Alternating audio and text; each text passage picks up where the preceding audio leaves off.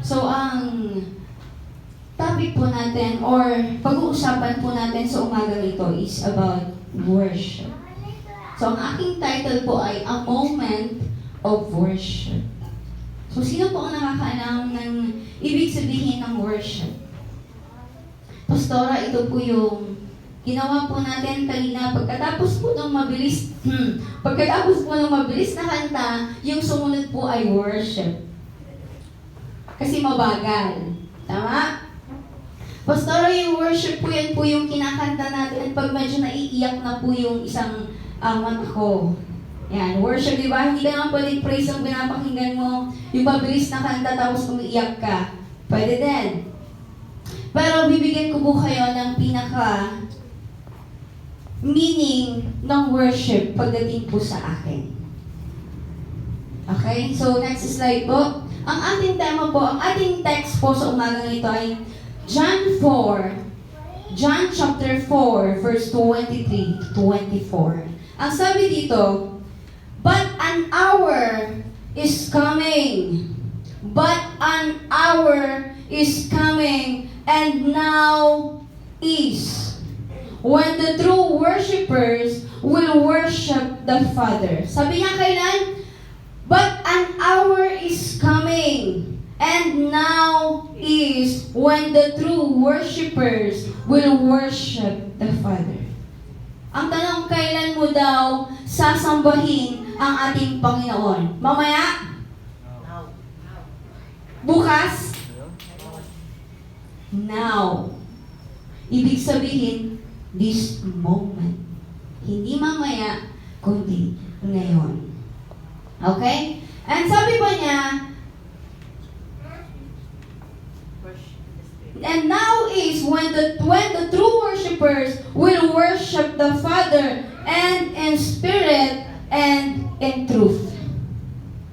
And in spirit and in truth. For such people, the Father seeks to be His worshippers. Sabi niya in sa verse 24, God is His Spirit, and those who worship Him must worship in Spirit and in truth. Ang tanong ko, may pagsamba ba na hindi nakakalugod sa Panginoon?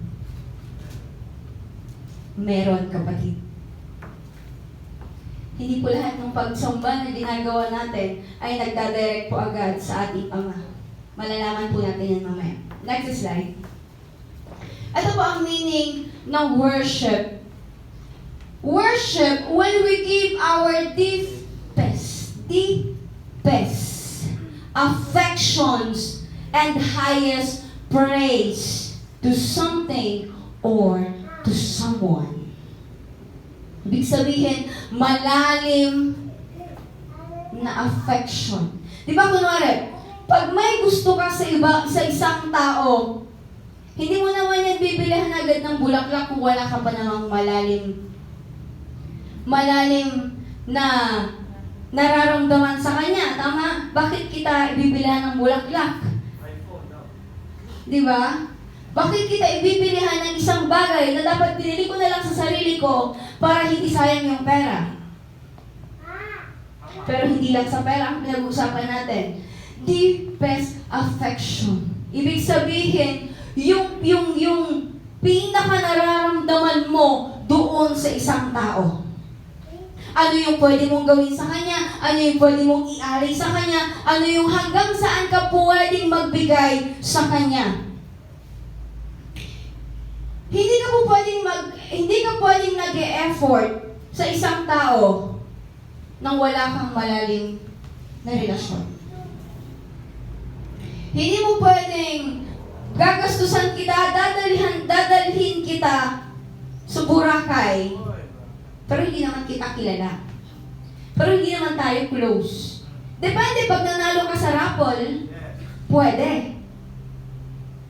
Sabi pa niya, to honor or show reverence. Reverence. For as a divine being or supernatural power. may respeto ka at yung respeto mo, hindi lang respeto. Kundi yung buong respeto mo na alam mo na yung sinasamba mo ay kataas-taas ang Diyos. At hindi basta-basta. Diba? Kunwari, sa mga idols. Diba dadamitan mo pa sila? Diba nakikita, kung titignan mo, manonood ka sa TV, diba nagsasakripisyo sila, napuntahan yung idols. Diba nilalakad nila kung taga-saan man sila from their house to Manawag. Nagsasakripisyo sila. Kasi alam nila, naniniwala sila na yung sinasamba nila ay kayang magpagaling. Tama? Ganon din sa atin. Pero hindi na natin kailangan maglakad, magmula bahay nyo hanggang dito po sa church. Hindi po ganon ang Panginoon. Ang hinihingi po sa atin ng Panginoon ay yung totoo na respeto na nanggagaling sa puso mo at sa kaluluwa mo at ng buong pagkatao mo, kapatid. Hindi kailangan ng Panginoon ng sakripisyo mo kung ang puso mo ay bato. Hindi kailangan ng Panginoon ng lahat ng ginagawa mo kung ang puso mo, kapatid, ay napakalayo sa ating Panginoon. Alam mo kung paano nalalaman ng Panginoon kung ang pagsamba mo sa Kanya ay totoo at puro? Hindi sa bibig, kapatid. Kahit ipagsigawan mo gaano kabuti ang Panginoon gamit ang bibig mo, kung ang puso mo ang pinagsisigawan niyan ay wala kang kwenta, Panginoon, it matters the most than your mouth. Kapatid, kung ano yung nilalaman ng puso mo, yan ang pinaka-importante sa ating Panginoon. Hindi yung bibig natin, kasi yung bibig natin, kayang-kaya nitong magsinungaling. Ilang beses na bang nakapagsinungaling itong bibig na to? Madami na. Pero ang puso natin, kahit sabihin mo na okay ka, pero yung puso mo hindi, mas alam ng Panginoon ito kesa ito. Kaya lagi po nating tatandaan na ang ating Panginoon, hindi po siya yung humihingi ng napakalaking bagay sa atin. Kundi ang hinihingi lamang ng ating Panginoon ay ang ating puso. Malalaman niyo po uli yan mamaya. Worship and Greek word, ang sabi naman, ang Greek word, ang basa ay proskuneo. Tama ba? Tama. At ang ibig sabihin naman ay showing devotion. Devotion. Pag sinabi mong devotion, hindi yung okay ngayon, mamaya hindi. Okay, mamaya, bukas hindi. Di ba kung nanonood kayo, sabi nila, pag deboto ka buong buhay mo, ginagawa mo para sa Tama? Para doon sa sinasamba mo, tama? Yun ang hinihingi sa atin ng Panginoon. Show your devotion. Hindi ito yung sinasabi kong devotion na magbasa ka ng Biblia, tapos magsulat ka. Ibang devotion po yun. Pero ang sinasabi po dito, showing your devotion, yung sarili mo, na hanggang kailan mo ba kayang i-devote yung sarili mo? Hanggang kailan mo ba kayang ibigay yung sarili mo sa Panginoon hanggang hindi mo na kaya? Alam niyo, napakadali pong sumamba sa ating Panginoon pag tayo po ay masaya. Napakadali pong magsamba sa ating Panginoon pag okay po ang lahat. Pag na-answered prayer ang lahat. Lord, napakabuti mo, Lord. Salamat sa answered prayer. Salamat dahil ibinigay mo ako ng ganito. Salamat kasi sinagot mo yung panalangin ko. Pero what if, pag yung panalangin mo ay hindi na nasagot, kapatid? Sabi pa niya, reverence to God. Kaya yun sa kanina, reverence for us a divine being. And sabi niya naman sa Hebrew, shaka. Shaka. Meron palang, siniloloko ko nga ang aking asawa kagabi, meron palang biblical meaning ang shaka. Pero hindi. Hindi. Shaka. Na ang ibig sabihin naman ay to bow down. To bow down. Ibig sabihin, pag nag-bow down ka, yung mata mo hindi po nakatingin doon. Yung mata mo nakatingin po dito. Bow down. At pag sinabi naman pong to fall down flat, alam niyo yung pag nakahiga kayo ng tiklop, sabi nila, that's the down flat. Sino na po nakagawa sa atin yan? Amen. To fall down flat. Alam mo yung sagad na sagad ka na, di ba? Sagad na sagad ka na to fall down flat. Sabi ko, grabe itong to fall down flat. Pero Lord, parang hindi ko pa na-try. Na-try ko lang ata ito nung tulog ako. Tapos, to bow down. Di ba minsan pag nag-bow down tayo, pag masakit na dito, tatayo na tayo. Tama? Pero hindi po pala ganon. Kahit masakit na ito, kung ang pagmamahal mo sa Panginoon ay mas matibay, okay lang masaktan ito, basta mapatunayan mo sa puso mo na ang sinasamba mo ay karapat-dapat. Gusto ko pong maintindihan nyo itong worship. Kasi ito po yung kulang na kulang sa atin. Kapag may pinagdadaanan po tayo, ay okay lang mawala sa church. Okay lang mawala yung relasyon mo sa Panginoon. Okay lang puputulin mo lahat ng meron ka sa Panginoon. Pero alam mo ba, the more na pinuputol mo, alam mo ang ginagawa ng Panginoon, the more na dinadagdagan niya ang tali para hindi ka kumawala. The more na mas nilalapitan ka ng Panginoon para hindi ka kumawala. Bakit? Alam niya na pag nawala ka, wasak ang buhay mo, kapatid. Kasi alam mo na nalaman mo na na merong Diyos. Nagka-insight ka na na merong totoong Diyos. Tapos bigla kang nawala. Di ba sabi nga ng ating pastor, hindi kayo nagtataka kayo kung bakit nung naging Kristiyano ako, Lord, bakit parang ang dami-dami kong pinagdadaanan? Bakit parang nung naging Kristiyano ako, Lord, bakit parang sunod-sunod ang trahedya sa buhay ko? Parang hindi ko kakayanin. Bakit ganun yung ginagawa mo sa buhay ko? Di ba ang sabi nga, hindi ka susubukin ng Diyos kung hindi mo kaya. At hindi ka susubukin ng Panginoon para lang mapalayo ka. Alam mo ang ginagawa ng Panginoon sa atin? God tests us because He wants us to make closer to Him. Kasi pag okay ang lahat, kapatid, hindi mo namamalayan, nawawala ka na din sa Panginoon.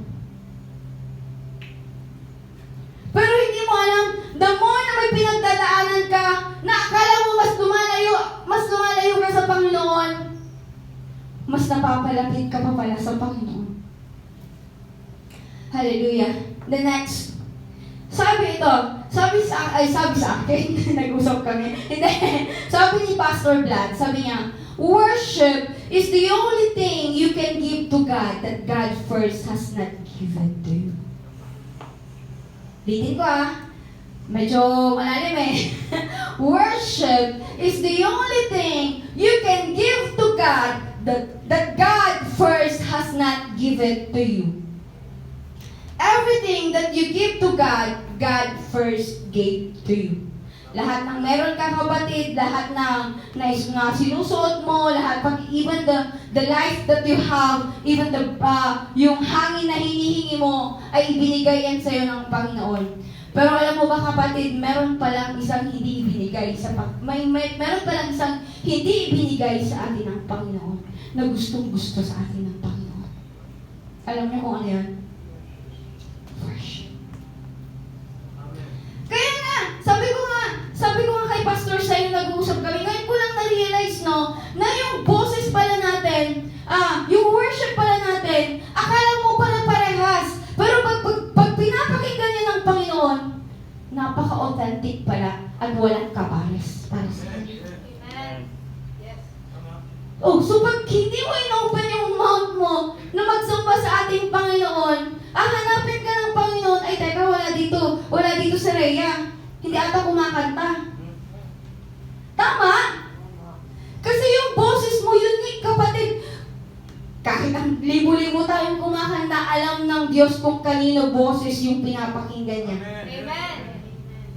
Ngayon, kung ang boses mo lang ay, alam mo yung parang itis?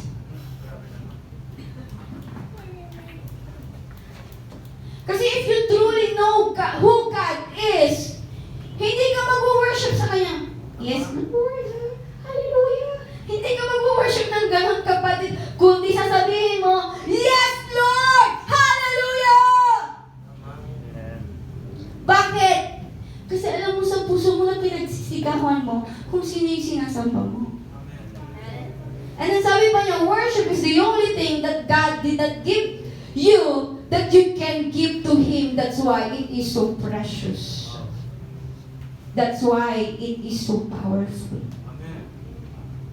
Kapatid, boses mo pa lang, precious na sa Panginoon. Kahit hindi precious dyan sa katabi mo. Kahit bingin-bingin na yan katabi mo sa boses mo. Di ba, pag kumanta ka, uy, tama na! Nakakabasag pinggan, sabi nila, di ba?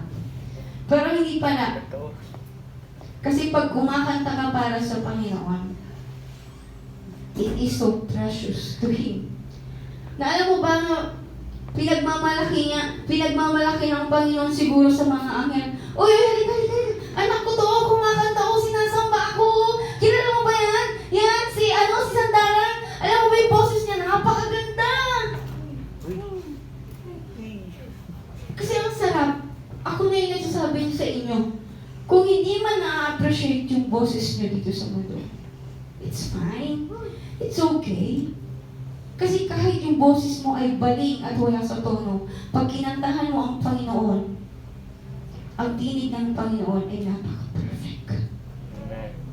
Para sa Panginoon, napaka-perfect ng boses mo. Kasi yun yung hinihintay niya sa'yo.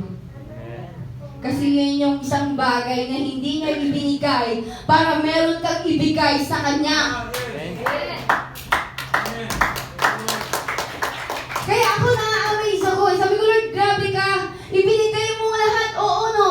Pero binigyan mo kami ng pagkakataon na yung meron sa amin ay maibigay namin sa iyo. At yun yung pagsamba namin sa iyo.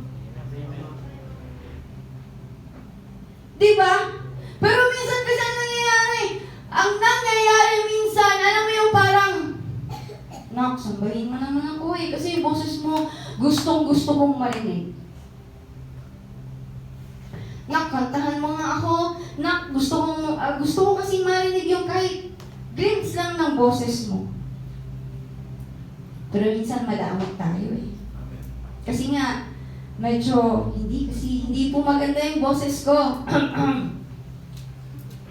Pero gaya nga ng sabi ko sa inyo, wala po sa ganda, wala po sa galing, at wala po sa pino ng boses ang pagsamba sa ating Panginoon. May pinapanood ako, sabi ko, Lord, paano yung mga pipi? Diba? Paano yung mga pipi? Tayo, mapalad tayo kasi may boses tayo, tama? Paano yung mga pipi, Lord? In mind? Pero hindi. Kasi if you want to worship the Father,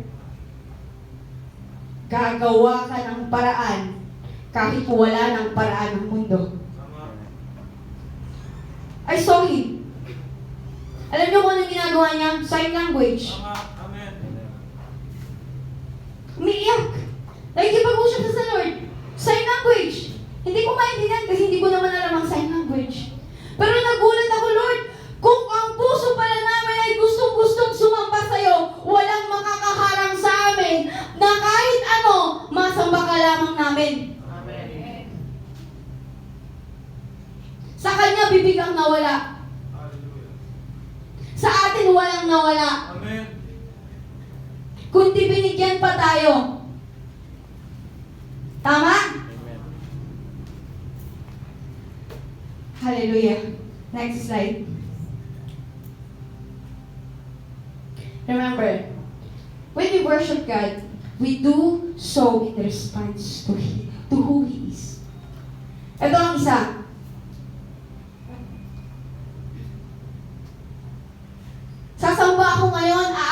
ng church ngayon kasi may pinagdadaanan ako. Para pag sumamba ako sa Lord, lahat ng pain na nararamdaman kong mawala. Itataas ko ang aking kamay kasi kailangan ko ng cellphone. Itataas ko ang aking kamay, Lord, kasi wala na kaming bigas. Itataas ko ang aking kamay, Lord, kasi may kailangan ako. Alam niyo, ganito ang mindset ko noon. I come to church. I go to church. And I cry a lot. Kasi, Lord, kailangan ko ng ganito, Lord. Tapos sabay taas ng kamay, sabay pag-worship sa Lord. Then I realize, sayang pala lahat ng pagsamba ko. Kasi yung pagsamba ko may kapalit. But the truth is, you are worshiping God not because of who you are, not because of what you need, but because of who He is. Sino ba ang Diyos na sinasamba mo? Ang may likha ng langit at lupa. Ang may likha sa'yo, ang nagwangis sa'yo, kung gaano ka kaganda, kung gaano ka kagwapo, ang Panginoon ang naglikha sa'yo. So, kapatid, huwag kang sasamba ng church. Kung gano'n at pati ang mentalidad natin, no, sasamba ako sa linggo kasi may kailangan ako sa Panginoon. Huwag mong gawing bangko ang ating Panginoon. Kapatid, huwag po natin gawing bangko ang ating Panginoon na pag may kailangan tayo, yes, may bibigay tayo, pero humihingi tayo ng kapalit. Tama? Ang totoong pagsamba, kapatid, walang hinihingi kapalit. Hayaan mo ang Panginoon na magbigay sa'yo. Bakit? Sino ba ang Diyos mo? May-ari ng langit at lupa. Tama? Yes. Ngayon, kung naghihirap ka ngayon, okay lang. Kasi ngayon lang yan, kapatid. Kasi bibigyan ka ng wisdom, bibigyan ka ng knowledge, bibigyan ka ng understanding ng Panginoon para yung buhay mo habang naglalakbay ka in your Christian journey na kahit ang dami mong pinagdadaanan kahit ang dami mong maharang sa'yo, kapatid, ang ending, hindi ka pa ganun. Pa ganun ka, kapatid. And always remember that in all testing, there's always a victory. Pag lumaban ka. Pero pag sumuko ka, walang victory, kapatid. Sa laban, laging, ang dalawa lang ang pipiliin mo, manalo o matalo. Mananalo ka kapag nagpatuloy ka. Matatalo ka kapag huminto ka. Ngayon, sa laban mo, kapatid, hayaan mong samahan ka ng Panginoon.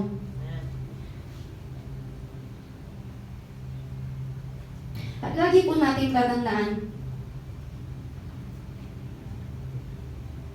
na sa pagsamba po natin, alam niyo ba na God is, hindi niya kailangan ng napaka-perfect na pagsamba.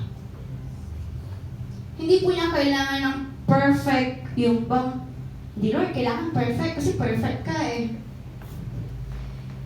Pero hindi po ganun. Oh, perfect ang ating Panginoon. Pero alam niya kasi yung kakayanan natin.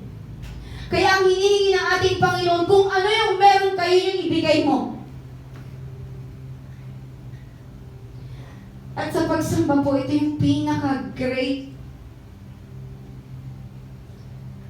Alam mo yan, yung pakiramdam na walang-wala ka, pero pag sumasamba ka sa Panginoon, parang sa'yo ang mundo. Pag mamayari mo ang mundo, bakit anak ako ng Panginoon? Hindi ko nga lang pagmamayari ngayon ng SM. Pero ang sinasabi ko, kapatid, anak ka ng Panginoon. Kung naniniwala ka, hindi, kung kilala mo ang Panginoon mo, iba ang naniniwala sa kilala. Kung naniniwala ka lang, kapatid, maniwala ka lang. Pero mas maganda sana kung kilala mo ang Panginoon mo. Okay? Lagi po natin tatandaan, sumasamba tayo sa ating Panginoon dahil kung sino siya. Hindi dahil may kailangan tayo. Next. Ito, explain ko sa inyo. Worshiping in spirit means engaging with God from the depths of our hearts with sincerity, passion, and a genuine desire to commune with Him. Hindi po madamot ang Diyos. Sabi ko nga sa inyo kanina, ang kailangan lamang niya ay yung genuine, sincere heart. Alam mo, parang, Lord, yung kanta kong ito para sa'yo. Na kahit na iba yung sinasabi ng isip ko, hindi, Lord, ito yung kanta ko para sa'yo.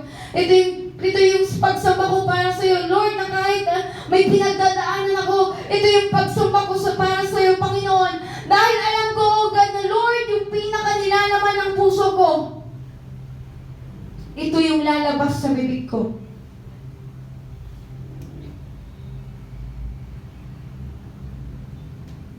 Spirit means engaging.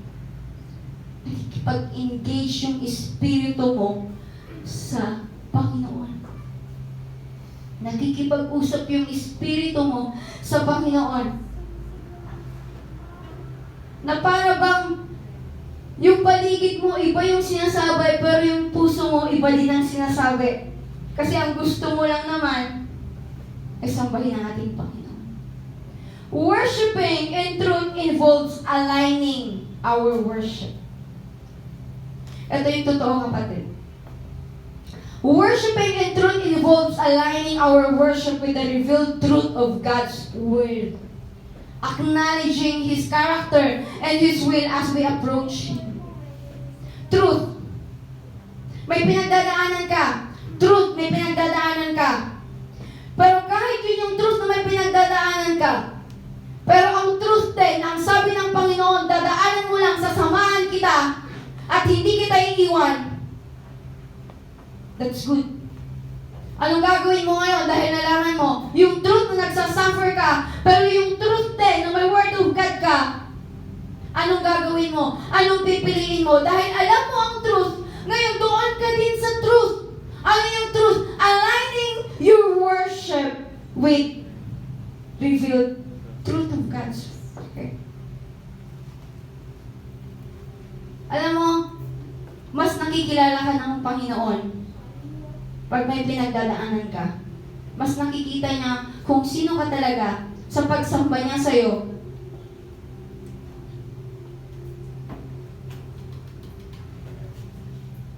Hallelujah. Worshipping. Sige, next.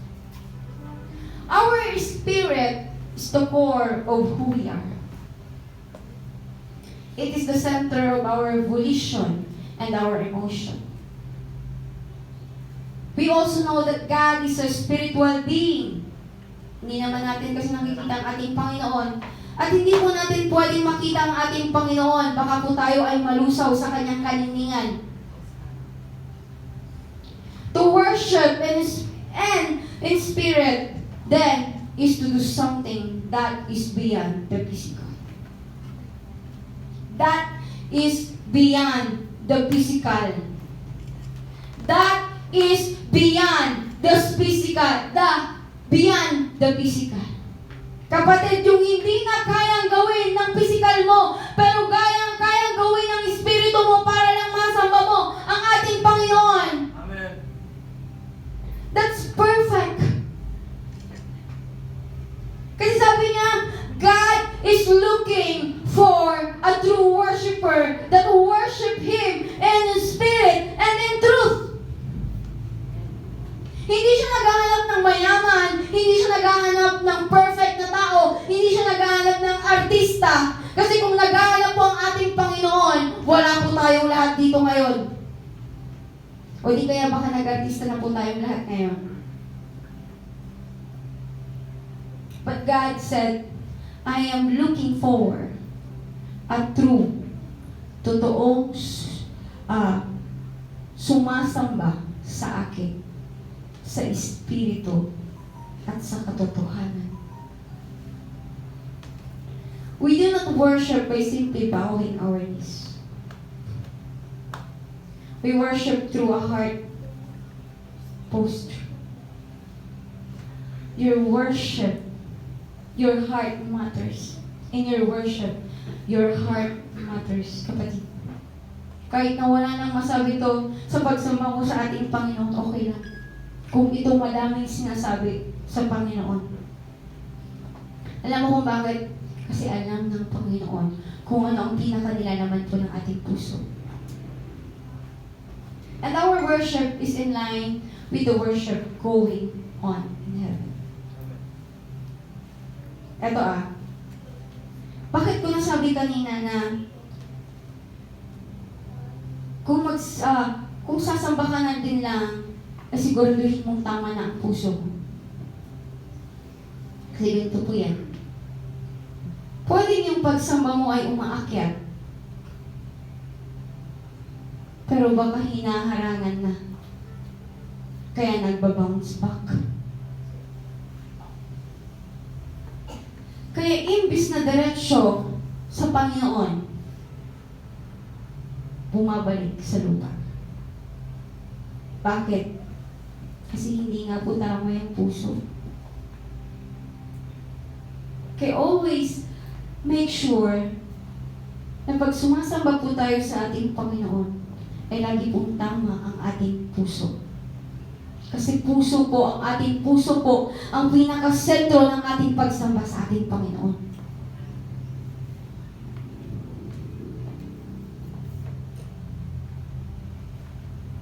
Ang masarap pag sumamba ka ng totoo, diretsyo yan sa Panginoon. Sasabihin naman kasi sa'yo yan ng Lord, anak, ito yung pagsamba mo sa akin, naharangan. Kaya hindi ko nakukuha. Sinabi sa akin ng Lord yan.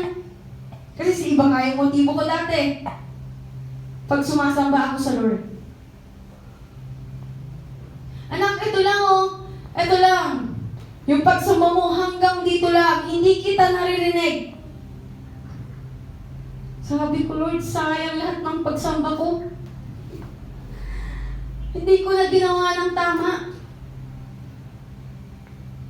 Kaya alam niyo, nung nalaman ko lahat, natutunan ko lahat, sabi ko, Lord, hanggat meron ako dito, at meron ako nito, gagawin kong tama ang lahat. Kahit hindi niyo makita, basta nakikita ng aking Panginoon. Hindi niyo pansin, sa tuwing nagpapakanta ako, alam niyo, parang ubos lahat. Hindi dahil gusto kong iubos lahat, kundi gusto kong ibalik kasi yung pagsamba sa ating Panginoon. Kaya kahit walang-wala na ako nito pag-uwi, okay lang. Kasi posibleng hindi ibalik ng Panginoon yung nawalang lakas sa akin pag-uwi ko. Kasi kung sasamba ka na din ng kapatid, lubos-lubusin mo na. Kasi hindi mo alam ang pwedeng mangyari bukas. Baka pag wala ka na, naghihinangalo ka na, sayang, hindi ako nakapaglingkod. Sayang, hindi ko na ibigay yung totoong pagsamba ko sa Panginoon. Madaming regrets. So habang may buhay ka pa, kapatid, ibigay mo na lahat. Huwag kang mag-iiwan. May pinagdadaanan? Okay lang, mas magandang sumamba sa ating Panginoon pag may pinagdadaanan. Bakit? Kasi doon mo mas makikita ang pagkilos ng Panginoon. Amen. And then next, worshiping in truth means that we worship based on the truth. This includes the truth about who God is and what He does. Hence, why He is worthy of worship.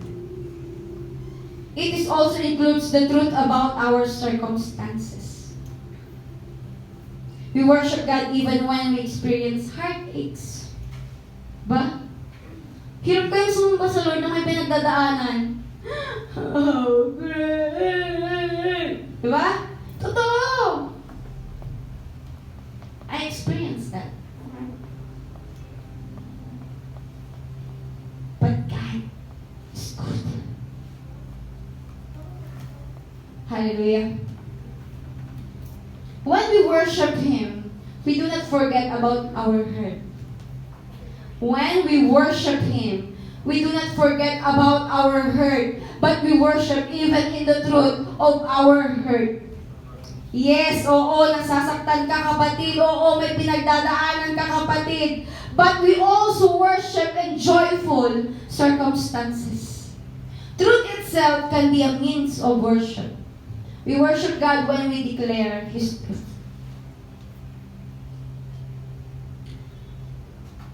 Alam niyo,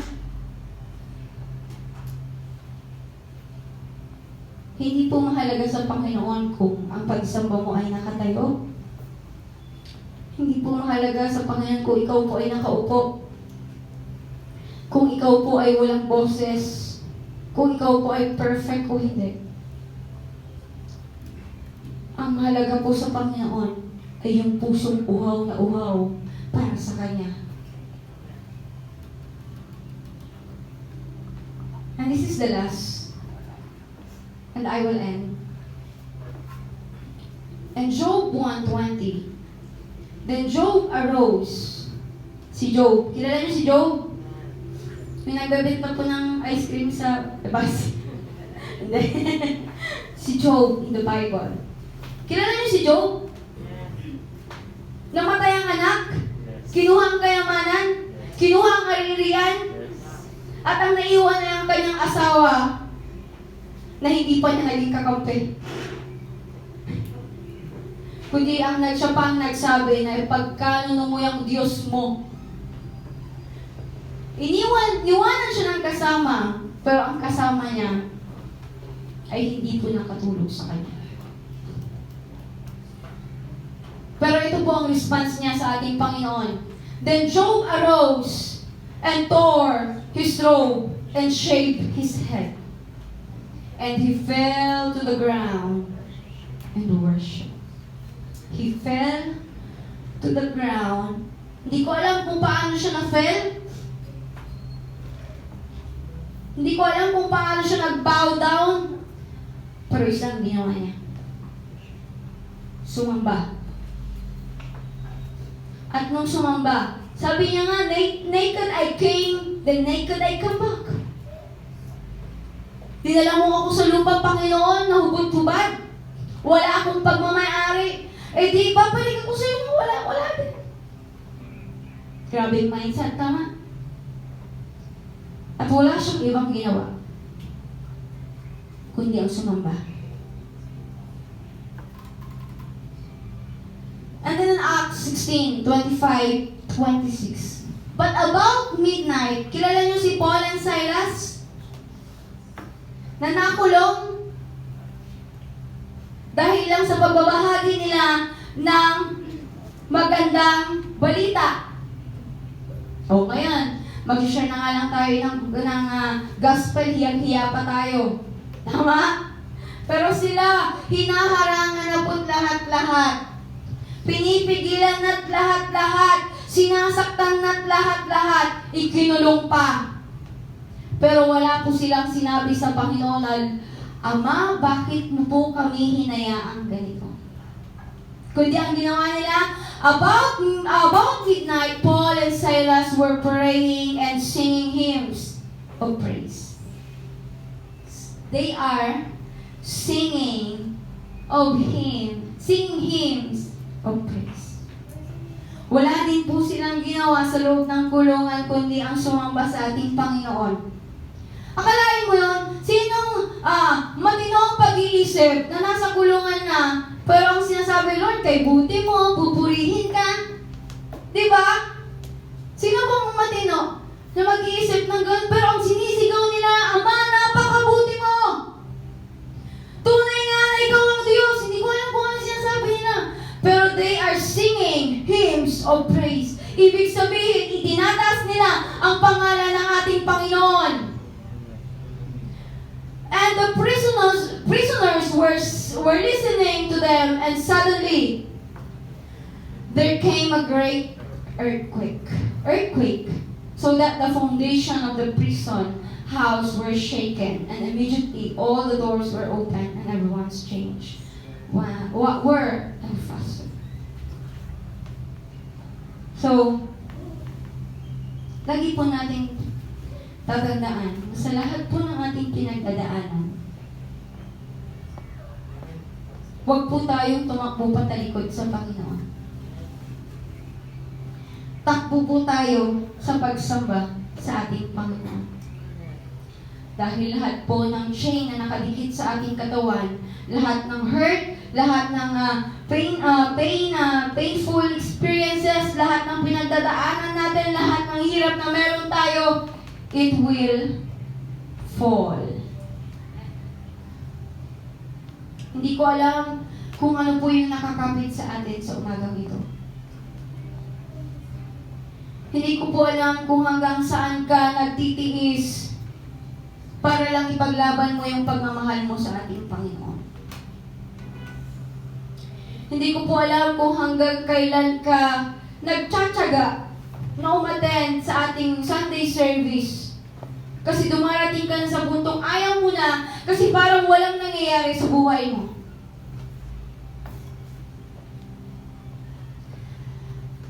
At dumating ka na sa puntong question mark na ang ending ng buhay mo at ng relasyon mo sa ating Panginoon. Mag-end po ako sa aking testimony. Bilang isang Kristiyano po, nung ako'y bata-bata pa bilang isang Kristiyano, tumaan din po ako at my lowest point of my Christian life. Kasi naman, Inglaterra, sabi ko sa Lord, Lord, bigyan mo nga din ako ng testing. Sabi ko sa Lord, humingi po talaga ako. Sabi ko, Lord, gusto ko, Lord, bigyan mo ako ng testing. Yung testing na ipagmamalaki talaga kita, na iba yung nagawa ko sa buhay ko. Ay, hindi ko po alam. Yung testing pala na hiningi ko, ay ganun din pala kabigat. So, nung dumating yung testing, dalawang bagay po.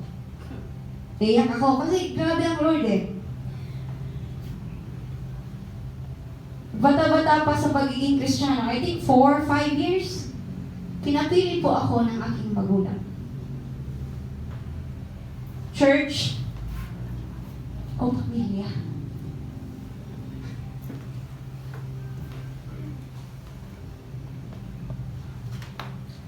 Sabi ng magulang ko, pag church ang pinili, lumayas.